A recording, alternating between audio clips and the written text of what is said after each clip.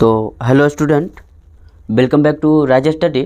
और इस वीडियो में हम बात करेंगे क्लास 9th, ठीक है, चैप्टर 6 है आप लोगों का। चैप्टर 6 जो है एनसीईआरटी बुक का रेखाएं और कोण है, आप लोग किताब में देख लीजिएगा। उसका जो परिचय है हम इसमें लाएंगे। उसके बाद अगले वीडियो में जो है जितना भी सॉल्यूशन है, क्वेश्चन का आंसर जो है हम देंगे। तो इस वीडियो में हम जो रेखाएं और कोण से संबंधित जितना भी परिचय है सब पे बात करते हैं। तो देखिए, सबसे पहले हम बात करेंगे जो रेखा क्या है, यानी कि रेखा पे बात करेंगे। कह रहा है एक ऐसी लकीर जो दोनों दिशाओं में अनंत तक बढ़ती ही जाए उसे रेखा कहते हैं। यानी कि रेखा हम वैसे लकीर को कहेंगे जो दोनों दिशाओं में अनंत तक बढ़ता जाए। जैसे मान लीजिए हम यहाँ पे आप लोगों को बता देते हैं। जैसे देखिए, इधर से ये रेखा हो गया, ठीक है। और ये जब अनंत तक बढ़ते चला जाएगा ना, तो ये क्या कहलाएगा? रेखा ही कहलाएगा, ठीक है। रेखा बन जाएगा, मतलब दोनों तरफ जो है अनंत तक बढ़ते ही जाएगा। तो ये रेखा, इसका हम नाम भी दे सकते हैं ए बी, ठीक है, कुछ भी नाम दे सकते हैं, पी क्यू भी दे सकते हैं। चले तो आगे बात करते हैं हम रेखाखंड पे। क्या है? रेखाखंड। तो देखिए, कह रहा एक रेखा का वह भाग जिसके दो अंत बिंदु हो एक रेखाखंड कहलाता है। यानी कि ठीक जैसे मान लीजिए ये रेखा है, ठीक है, तो इसका तो अनंत बिंदु है ना, तो ये रेखा है। और जैसे मान लीजिए इसका जो है अनंत तक जब नहीं जाएगा, जैसे मान लीजिए हम इसको यहाँ पर रोक दिए, इसका अंत बिंदु हो गया, ठीक है, तो ये क्या कहलाएगा? रेखाखंड कहलाएगा। कंप्लीट है यहाँ तक। चलिए आगे बात करते हैं। आगे हम बात करेंगे किरण। किरण किसको कहेंगे? तो देखिए पहले पढ़ लेते हैं। करा रेखा का वह भाग जिसका एक अंत बिंदु हो किरण कहलाता है। यानी कि अब जैसे मान लीजिए इसमें जो है दो अनंत तक है ना, दो बिंदु है ए और बी, और यहाँ पर जो है दोनों अंत बिंदु है। और जैसे मान लीजिए जो हम जो है यहाँ पे जो है रेखा पा रहे, और इसका एक ही को अंत बिंदु रहेगा। जैसे मान लीजिए जो इधर अंत बिंदु है, इधर अंत बिंदु नहीं है, ठीक है, तो ये क्या कहलाएगा?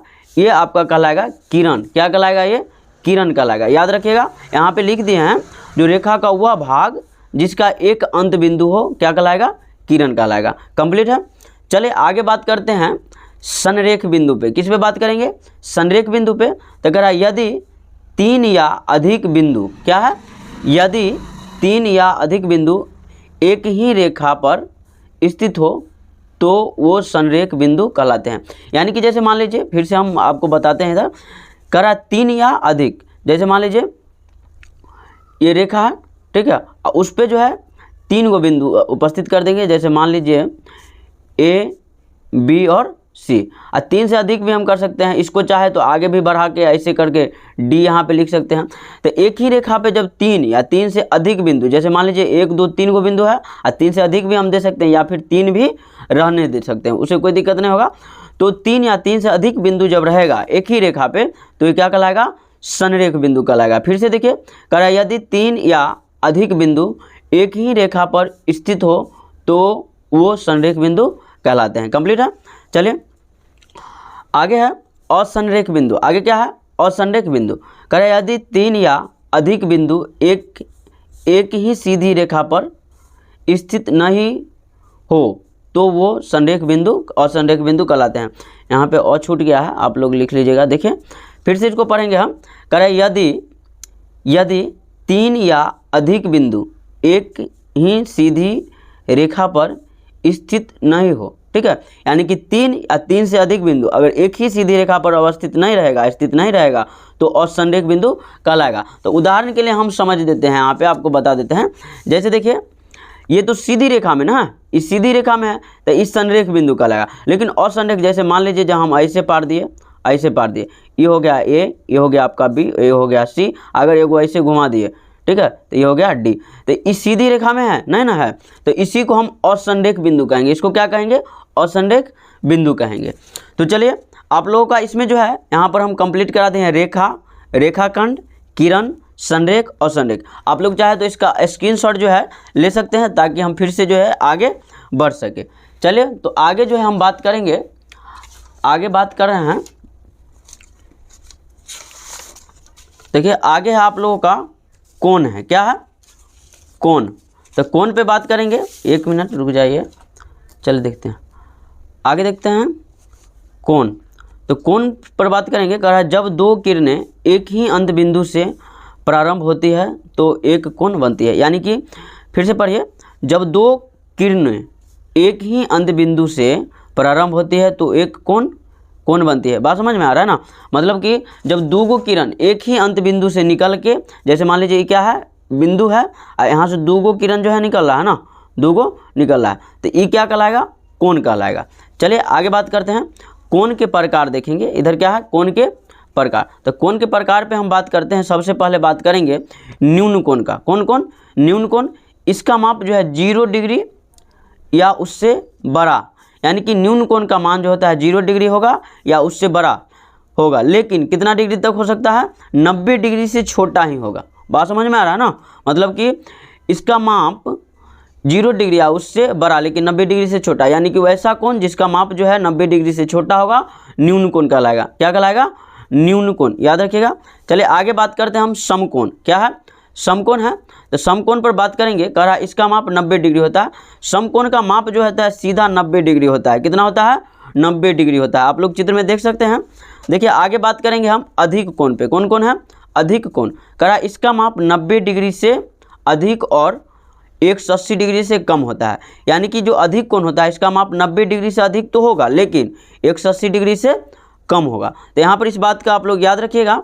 देखिए जैसे मान लीजिए 120 डिग्री का कोण हो गया, 160 हो गया, उसके बाद जैसे मान लेंगे 170 बना दिए, 145 है, तो ये सब कोण जो है अधिक कोण के अंतर्गत आएगा। ठीक है। उसके बाद बात करते हैं ऋजु कोण। कौन है, ऋजु कोण। ऋजु कोण के ऊपर बात करते हैं। कह रहा इसका माप ठीक 180 डिग्री होता है। यानी कि जो कोण का माप 180 डिग्री होगा ना, ठीक है, 180 डिग्री होगा, वो कौन कहलाएगा, ऋजु कोण कहलाएगा। यानी कि जिस कोण का माप 180 डिग्री होगा ऋजु कोण कहलाएगा। कंप्लीट है। आगे बात करते हैं संपूर्ण कोण। तो संपूर्ण कोण का माप जो होता है 360 डिग्री होता है। आप लोगों को पता होगा जो 360 डिग्री का कोण कैसे बनता है। हम यहाँ पे बनाना भूल गए हैं थोड़ा। एक बार आप लोग जो है इसका भी स्क्रीनशॉट ले लीजिए। इधर हम आप लोगों को पूरा दिखा देते हैं धीरे धीरे ऐसे। ठीक है। उसके बाद बात करते हैं हम आगे, फिर से है थोड़ा और बचा होगा। तो देखिए आगे का जो है, आगे का है आप लोगों का इधर है,